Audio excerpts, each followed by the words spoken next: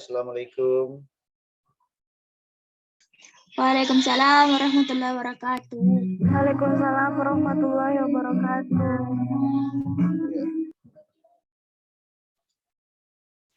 Selamat bergabung adik-adik yang sudah ada dalam Zoom ini. Yuslinda, Mubtakia, Lili Harlina, Sutaria, dan lain-lain. Ya, iya, Mubtakia ada di kebun lagi tuh.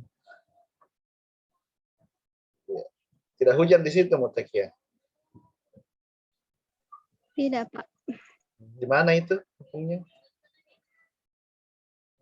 Pak, Di mana kampungnya? Endrekang, Pak. Oh, di Endrekan. Iya. Coba yang Endrekang lain. Duri, Pak. Oh, Endrekan Duri. Banyak salaknya itu. Iya. Coba yang lain juga diaktifkan gambarnya supaya bisa dilihat ya. Nanti kalau selesai ini, nanti saya akan upload di YouTube ini rekamannya. Nanti kalian akan bisa lihat kembali, tonton kembali Zoom ini.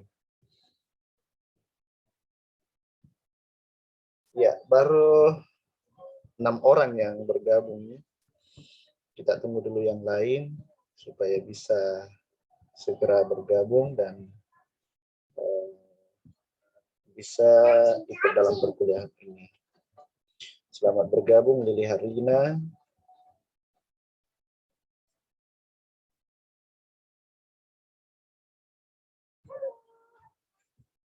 Iya, di Lentera itu sudah ada materi ya, sudah ada materi, kemudian ada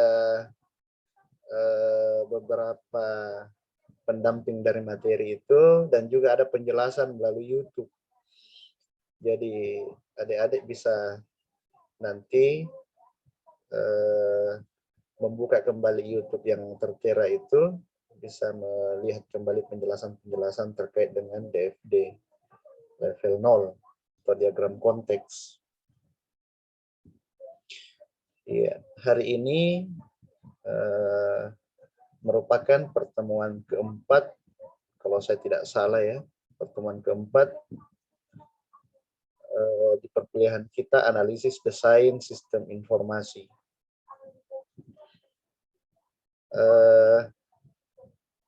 Mata kuliah pada hari ini sampai pada pembahasan terkait dengan perancangan konsep desain sistem informasi, dan nanti akan saya sampaikan tugasnya. Di akhir perkuliahan ini akan ada tugas yang harus adik-adik selesaikan, jangka waktunya sampai pada sekarang tanggal 1, saya berikan waktu nanti sampai tanggal 5 pengumpulan tugasnya. Nah, tugasnya nanti itu adalah membuat sebuah desain sistem informasi yang adik-adik sendiri tentukan apa namanya, buat DFD level 0-nya saja, atau diagram konteksnya. Iya. Sembari kita menunggu yang lain untuk segera bergabung, saya ingin bertanya, siapa yang sudah mendownload materi di Lentera? Begini saja, ya. Kalau sudah, jempol saja. Ya Pak, sudah Pak. Sudah ya. Mutakia sudah juga. Yuslinda? Iya, Pak. Sudah. Oke. Iya, Pak. Sudah. Saya ingin bertanya dulu sebelum kita mulai materinya. Saya ingin tanya kepada Laude Muhammad Fajar. Laude Muhammad Fajar, apa yang dimaksud dengan sistem informasi? Laude Muhammad Fajar, apa yang dimaksud dengan sistem informasi? Laude Muhammad Fajar ini tidak ada ya, tidak standby. Kemudian Miftahul Jannah. Coba Miftahul Jannah. Didengar? Ternyata tidak juga ya. Atau masalah jaringan. Muhammad Aril.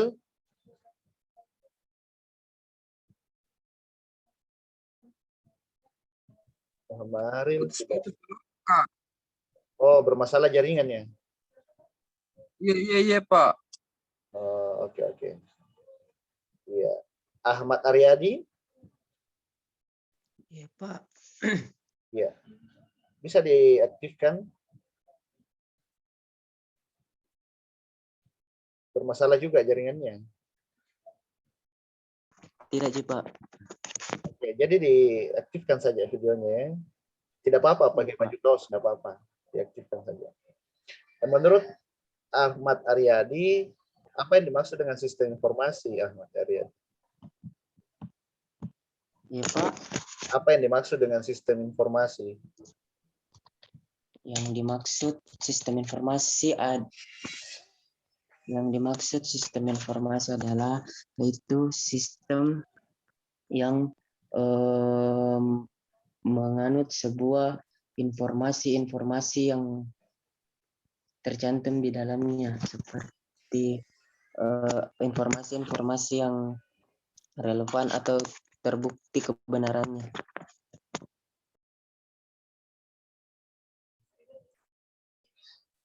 Iya. Itu menurut Ahmad Aryadi ya. Kalau menurut ini Muhammad Aril kayaknya di kebun juga ya.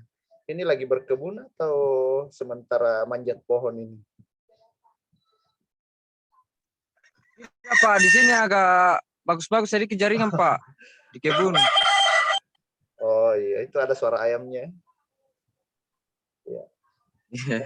Muhammad Aril, kira-kira menurut Muhammad Aril apa itu sistem informasi, Muhammad Aril?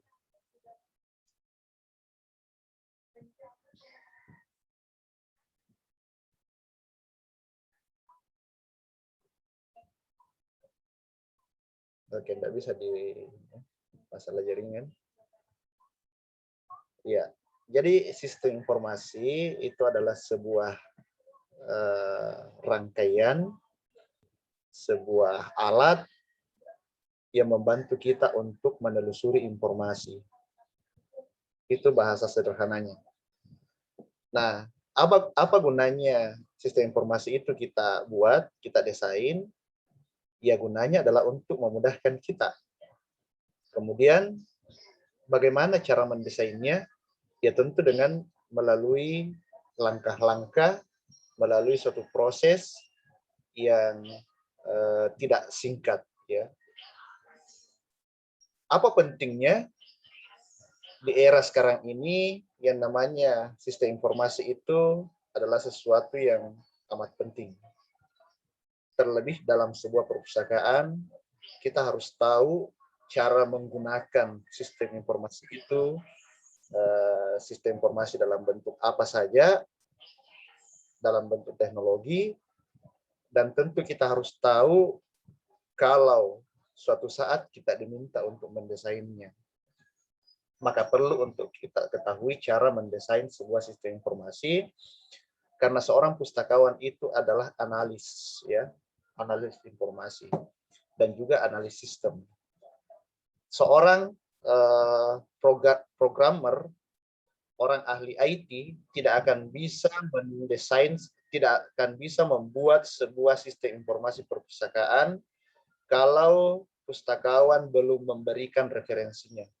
Kalau pustakawan belum membuat desainnya, maka seorang praktisi IT tidak akan bisa membuat itu. Karena hasil desain sistem informasi yang dibuat oleh pustakawan itulah yang menjadi acuannya untuk menyusun sebuah rangkaian-rangkaian kode sehingga terciptalah sebuah sistem informasi yang diinginkan atau sesuai dengan kebutuhan dalam perpustakaan. Saya akan share materi kita pada hari ini.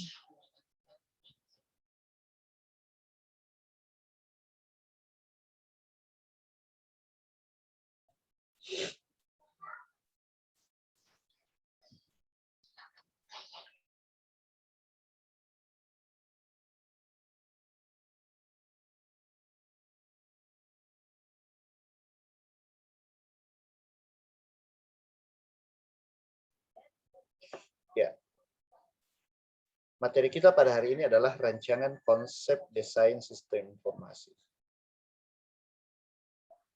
Nah, metode yang paling standar yang sering digunakan oleh para analis sistem maupun developer web gitu, yaitu menggunakan metode waterfall. Metode waterfall ini adalah merupakan alur dalam mendesain sebuah sistem informasi. Yang pertama yang dilakukan adalah perencanaan, planning. Kemudian yang kedua adalah desain.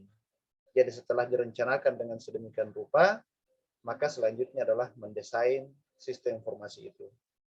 Kemudian yang dimaksud dengan desain itu adalah menggambar ya, menggambar alur kerja, proses demi proses, mulai dari hal yang paling luar sampai hal yang terdalam, itu semua digambar oleh desainernya, ya, desainernya. Nah, desainer sistem informasi ini itu bisa dilakukan oleh seorang pustakawan dan itulah yang sedang kita pelajari saat ini. Nah, setelah desainnya itu jadi, maka berlanjut ke tahap pengkodean, coding.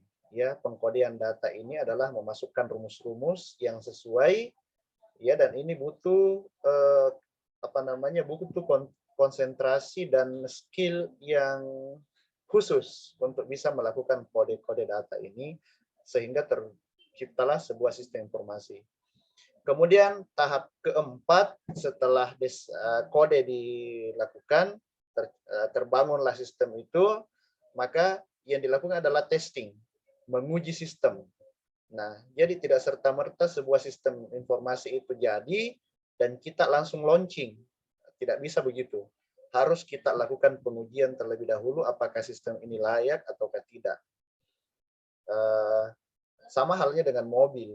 Mobil itu pada saat dibuat tidak boleh langsung dijual, ya, harus diuji dulu. Jadi semua yang kalian gunakan itu berupa laptop, berupa mobil, berupa motor yang kalian kendarai setiap hari itu sudah melalui tes uji coba, ya, uji coba per unitnya. Ya, tidak bisa langsung digunakan, tidak bisa langsung dijual apakah dia tahan atau tidak. Nah, sekalipun produksinya sama, tetapi bisa saja ada masalah di dalamnya. Yang selanjutnya adalah kalau sudah teruji dan sudah siap untuk di-launching, maka dimanfaatkanlah sistem informasi itu dan dilakukanlah tahap-tahap pengembangan atau maintenance. Jadi itulah yang terjadi pada Slim sekarang ini, begitu banyak maintenance yang dilakukan, pengembangan-pengembangan itu, karena dengan cara itu maka sistem itu bisa terus digunakan dan disesuaikan dengan keinginan-keinginan atau perkembangan kebutuhan itu. Nah, penjelasan lebih rinci untuk tahap ini, untuk langkah-langkah ini, yakni, ya,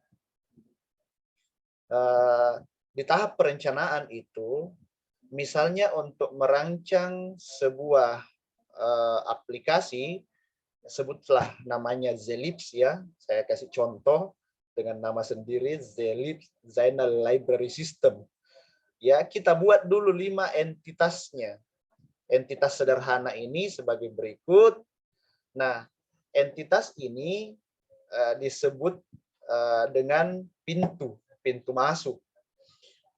Jadi untuk membuat entitas ini tidak serta-merta kita asal tulis saja. Harus melalui dulu penelitian dalam artian penelitian sederhana, kira-kira apa yang dibutuhkan, atau malah didiskusikan dulu dengan sesama pustakawan, didiskusikan dengan sesama antara pimpinan dengan stafnya misalnya, ini apa saja yang perlu untuk dimasukkan dalam sebuah entitas. Jadi yang dibutuhkan dalam menyusun sebuah aplikasi perpustakaan, yang pertama adalah data bibliografi. Nah, data bibliografi ini paling penting karena di dalamnya itu memuat pengolahan koleksi. Tidak bisa tidak ada. Kalau bisa ini diutamakan betul-betul karena berkaitan dengan pengolahan bahan pustaka. Kemudian yang kedua adalah data anggota, entitas data anggota yang paling penting itu harus kita adakan, ya. Kemudian penelusuran informasi. Penelusuran informasi ini disebut pula dengan OPAC atau sistem penelusuran informasi. Ini harus ada, tidak boleh tidak ada, karena inilah yang menjadi penunjang pelayanan dalam sebuah perpustakaan. Kemudian yang selanjutnya adalah sirkulasi. Sirkulasi ini tempat keluar masuknya koleksi, kemudian laporan. Laporan inilah yang akan diakses oleh pimpinan. Ya, apa aktivitas dari pustakawan tersebut.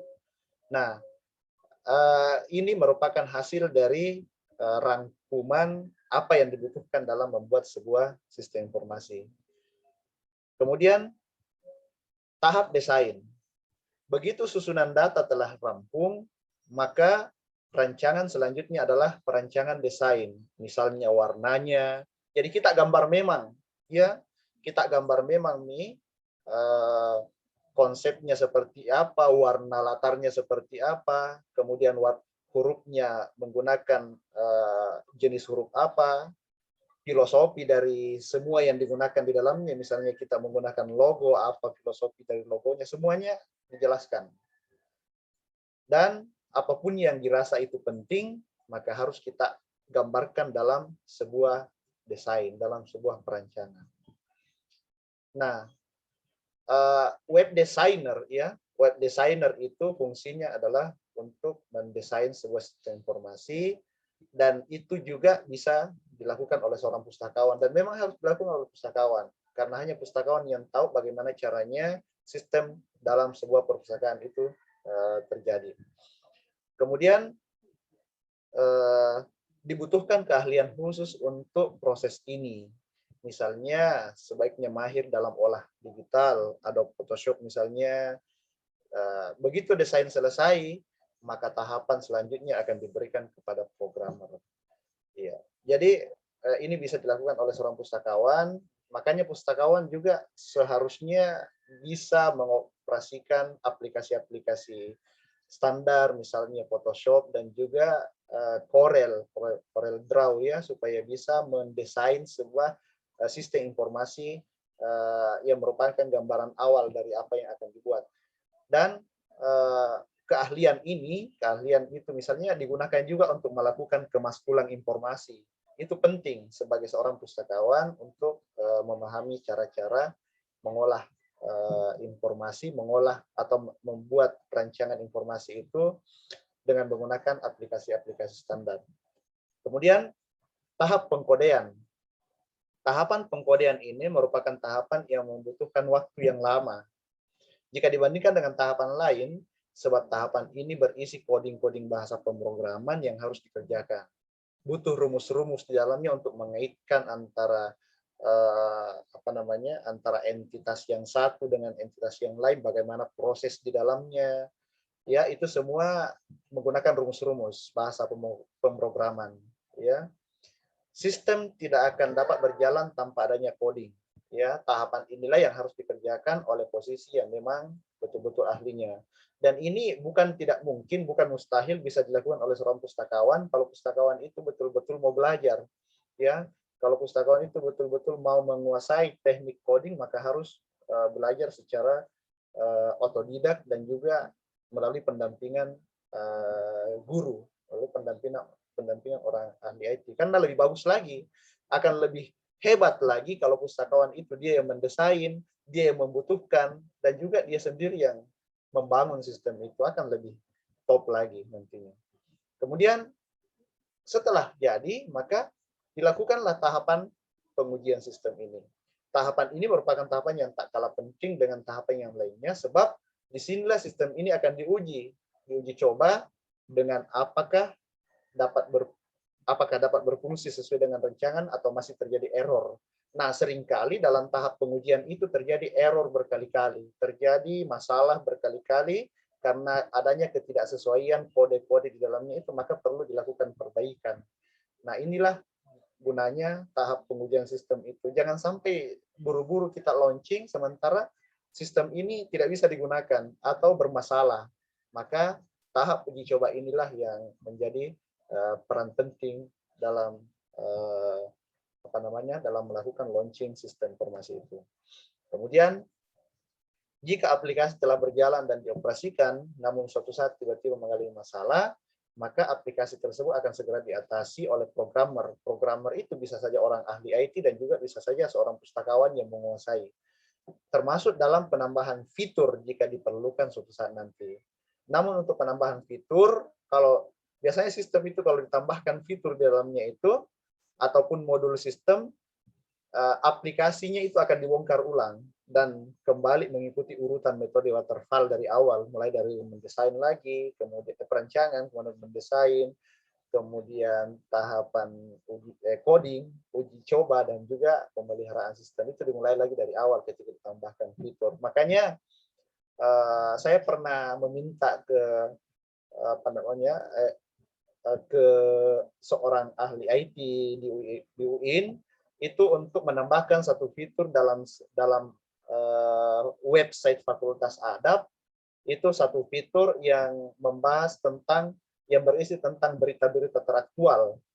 Nah, saya ke rektorat, ternyata sampai di sana itu banyak sekali syarat-syaratnya, ya, banyak sekali syarat yang harus dipenuhi, karena ternyata memang sulit, ya, menambahkan fitur dalam sebuah sistem itu harus betul-betul membongkar ulang lagi, membuat lagi rumus ulangnya. Jadi tidak mudah. Jadi lebih baik sejak awal ketika kita bertugas untuk mendesain sebuah sistem informasi, maka kita gambarkan memang selengkap mungkin, lakukanlah analisis sedetail mungkin agar suatu saat tidak dibutuhkan lagi hal-hal penambahan fitur dalamnya, karena itu memakan waktu yang cukup lama. Apalagi kalau di dalamnya sudah berisi data-data, dan sudah dibongkar ulang lagi, walaupun bisa di backup, tetapi butuh ketelitian lagi untuk menyusun ulang. Nah, itulah terkait dengan materi kita pada hari ini, yakni langkah-langkah dalam perancangan sistem, ya, metode standar, yakni yang diterapkan oleh para analis sistem. Inilah yang paling sering digunakan, metode waterfall, terdiri dari 5 langkah. Nah, sekarang kita akan coba melihat sistem yang coba saya bentar ya, saya cari dulu.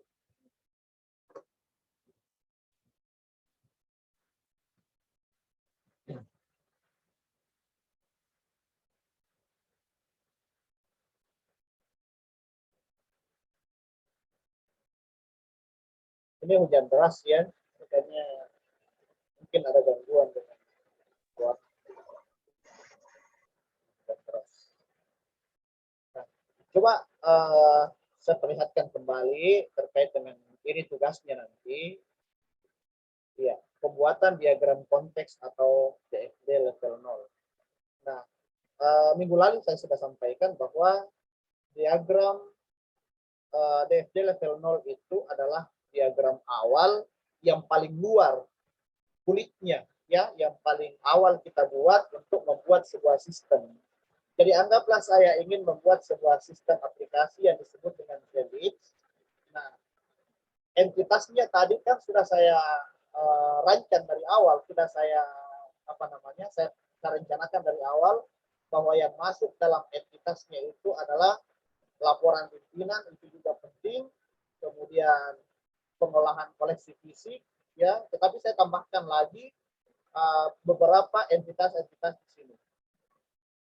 Saya tambahkan ada bagian pengolahan koleksi, ada bagian keanggotaan, kemudian ada bagian pengolahan koleksi digital, ada bagian layanan koleksi layanan online, ada OPAC, dan ada bagian sirkulasi serta ada kunjungan.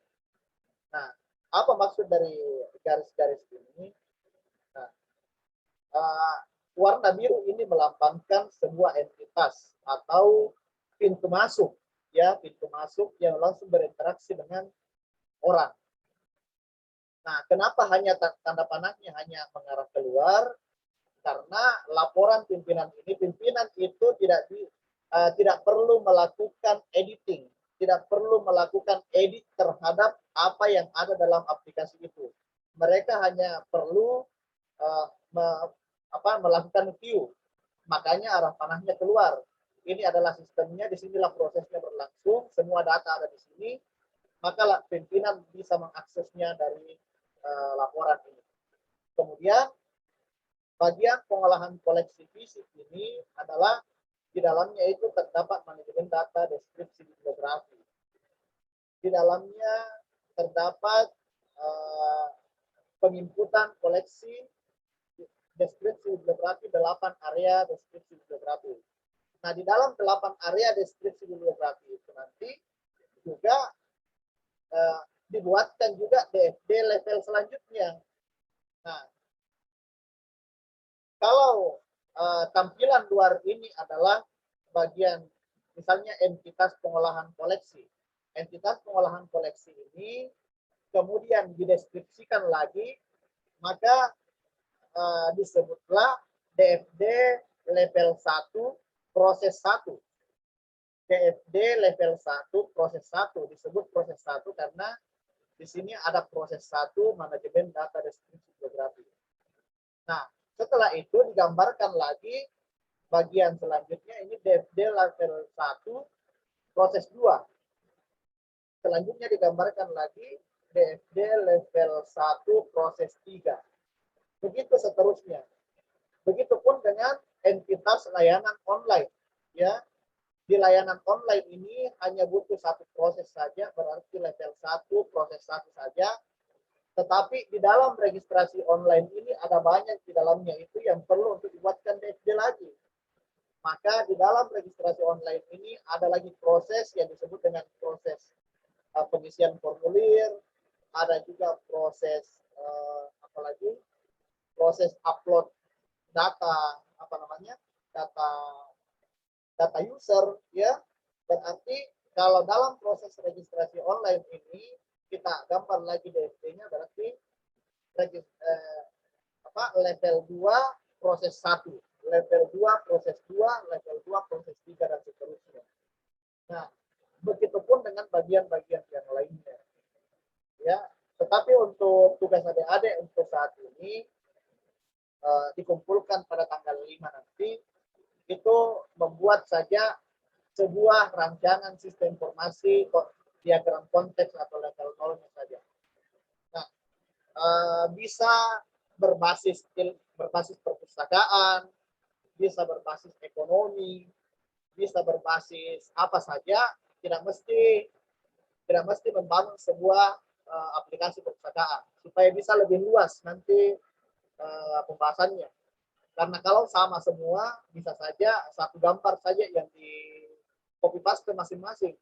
Tetapi yang dibutuhkan adalah pemahaman adik-adik terkait dengan merancang sebuah desain sistem informasi ini. Untuk sementara itu saja dulu, ya. Saya buka sesi pertanyaan. Siapa tahu ada yang ingin bertanya, saya akan berikan waktu dan kesempatan. Saya persilahkan bagi yang ingin bertanya.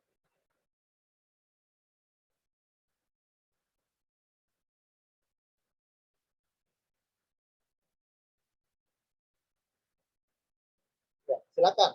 Yang ingin bertanya silakan, sebut namanya, akan saya catat, ya. Saya Pak. Iya, silakan M. Fernanda. Assalamualaikum. Silakan. M. Fernanda, saya tulis dulu ya namanya. Iya Pak. Oke, silakan M. Fernanda. Ditulis nama. Enggak, saya sudah tulis namanya. Pertanyaan saya Pak. Iya Pak. Ya. Terima kasih Pak. Pertanyaan saya Pak. Apa saja kendala dalam proses pengembangan yang Bapak jelaskan tadi Pak? Oke, kendalanya. Kendala secara umum. Iya Pak. Ya, kendalanya itu biasanya dari segi dari segi SDM biasanya kita harus bekerja sama, ya. Kita harus mau tidak mau kita harus bekerja sama dengan orang IT. Itu kendalanya karena kita sebagai pustakawan mungkin tidak menguasai teknik coding. Kalau saja kita kuasai teknik coding, maka lebih mudah lagi kita membangun sistem itu. Kemudian kendala yang kedua itu biasanya dari segi fasilitas, ya, dari segi fasilitas biasanya di perpustakaan itu terbatas dalam misalnya terbatas alat-alat, misalnya komputer dan sebagainya. Padahal teknik dalam coding ini dibutuhkan komputer yang cukup bagus, ya, sistem operasinya supaya bisa mendukung kinerja kita. Kemudian kendala-kendala yang lain itu mungkin dari segi apa namanya, dari segi skill kita juga memang, ya, skill kita sebagai pustakawan, apakah kita mampu mendesain sistem itu minimal mendesain level-levelnya saja, DFT-nya, supaya kita bisa menyerahkan kepada orang yang ahlinya untuk bisa disusun itu. Jadi kendala teknisnya, kemudian kendala dari segi fasilitas, dan juga kendala dari SDM-nya. Nah, itu yang biasanya menjadi permasalahan, ya. Makanya biasanya kita tidak mau ambil pusing, kita tidak mau ambil repot-repot, ambil saja sistem yang sudah jadi. Install saja Slim dalam komputer, sudah selesai, sudah beres masalah.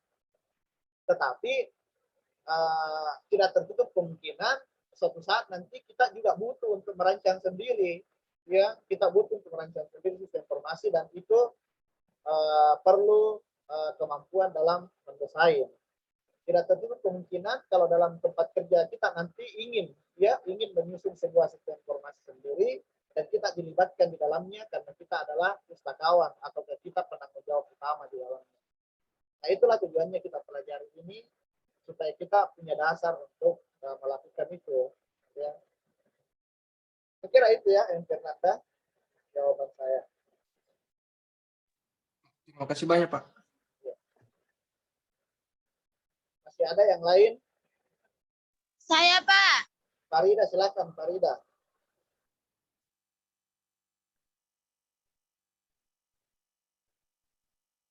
Silakan. Pak, apa saja yang perlu dipersiapkan sebelum mendesain, Pak? Apa-apa saja yang perlu disiapkan sebelum mendesain? Sebelum tahap desain itu tadi adalah perencanaan. Perencanaan yang harus kita perbaiki. Ya, pertama, ya tentukan dulu apa nama sistem yang akan kita buat itu. Tentukan namanya dulu. Kemudian yang kedua, lakukan analisis kebutuhan. Analisis dulu kebutuhan. Apa yang kita butuhkan dalam perpustakaan. Tentu disesuaikan dengan keadaan di perpustakaan kita. Kalau tempat kita hanya perpustakaan SD, ya tentu disesuaikan dengan kebutuhan anak tingkat sekolah dasar saja. Jangan terlalu rumit. Ya, kalau perlu selipkan juga game di situ, di bagian entitasnya, ada entitas permainannya kalau perlu, ya. Tetapi permainan yang mengedukasi, permainan yang bisa mengajak mereka untuk membaca buku. Nah, itu penting untuk kita lakukan supaya kita tidak berlebihan juga dalam mendesain sistem informasi, ternyata tidak dipakai juga, ya. Jadi yang perlu dipersiapkan adalah, kalau dari segi persiapan tadi itu adalah analisis dulu kebutuhannya, tentukan entitasnya, ya, pahamkan entitasnya, tentukan apa-apa yang akan menjadi pintu masuknya, dan itu yang akan berinteraksi langsung dengan pemustaka. Kemudian tentunya yang perlu dipersiapkan adalah komputernya, tidak bisa berjalan kalau tanpa komputer. Kemudian persiapkan persiapkan juga dengan siapa kita mau bekerja sama, berkolaborasi untuk membuat sistem ini. Dan yang terpenting dan tidak kalah penting adalah siapkan dana, ya, karena butuh dana maka harus disiapkan. Saya kira, dan yang terpenting juga Farida, siapkan juga kopi untuk bisa dipakai begadang, lakukan coding data bersama dengan programmer. Siapkan juga biskuitnya, cemilannya, ya, supaya bisa fokus bekerja. Saya kira itu, ya, Farida. Iya, Pak. Terima kasih banyak, Pak. Ya. Masih ada? Saya Pak, Ya, silakan. Lili Harlina. bagaimana tuh tentang tugas mungkin bisa dijelaskan lagi Pak tentang rancangan sistem informasi bagaimana? Tentang tugasnya itu kan dalam membuat desain sistem informasi itu dimulai dari DFD level 0 atau disebut dengan diagram konteks, atau yang paling awal itu kita buat yang paling mudah sebetulnya itu karena dia gambaran awalnya itu sebuah sistem kita. Nah, kira-kira Lili mau membuat sistem aplikasi apa namanya? Sistem informasi apa namanya kira-kira? Menurut Lili? Belum tahu Pak. Belum tahu. Ya. Iya. Jadi tugasnya itu membuat sebuah diagram konteks DFD level 0. Di dalamnya itu ada misalnya pintu masuknya. Sama dengan kalau kita mau membuat gedung misalnya Lilito, kita mau membuat gedung, kita merancang dulu, kita menggambarnya dulu itu. Jadi apa kegunaan dari gedung ini? Kita tentu tahu bahwa kegunaannya adalah untuk tempat pesta misalnya, tempat melangsungkan pesta pernikahan misalnya, toh kita buat itu, maka kita kasih nama, oh gedung Haji Bate misalnya ya, gedung apa namanya ya, gedung pencakar langit atau apa, terserah namanya. Nah, gedung ini membutuhkan sesuatu yang bisa berinteraksi dengan orang. Misalnya apa? Yang biasanya berinteraksi dengan orang itu dalam gedung itu pintunya. Tapi untuk membuat sebuah gedung pernikahan ini tidak hanya satu pintu, butuh beberapa pintu untuk masuk. Jadi ada pintu 1, pintu 2, dan pintu 3, atau mungkin pintu dapur supaya bisa langsung ke belakang orang-orang yang memasak itu. Maka dalam membuat sistem informasi sama juga seperti itu. Kita mau membuat sebuah sistem informasi, tentukan dulu apa tujuannya. Kalau tujuannya adalah sebagai sistem informasi di perpustakaan, maka pintu-pintu masuknya itu adalah kebutuhan untuk memanfaatkan sistem ini. Misalnya yang saya gambarkan tadi itu, dalam mengolah sebuah perpustakaan itu kita butuhkan bagian pengolahan. Berarti satu entitasnya yang harus ada yaitu bagian pengolahan. Kemudian yang kedua yang harus ada adalah bagian pencarian informasi atau opaknya. Nah, itu harus ada juga. Kemudian apalagi yang harus ada? Bagian keanggotaan.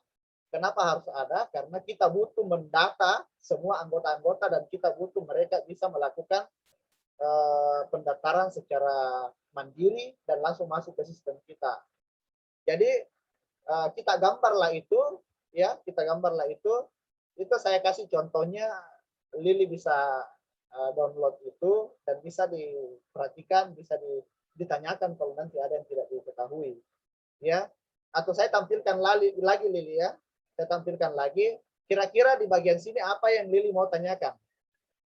Di bagian gambar ini yang bagian mana yang Lili belum paham? Enggak ada Pak gambarnya. Oh, belum muncul. Muncul nih Pak. Iya. Oke. Kira-kira di gambar ini apa yang Lili ingin tanyakan kira-kira? Yang belum dipahami dari seputaran gambar ini apa kira-kira?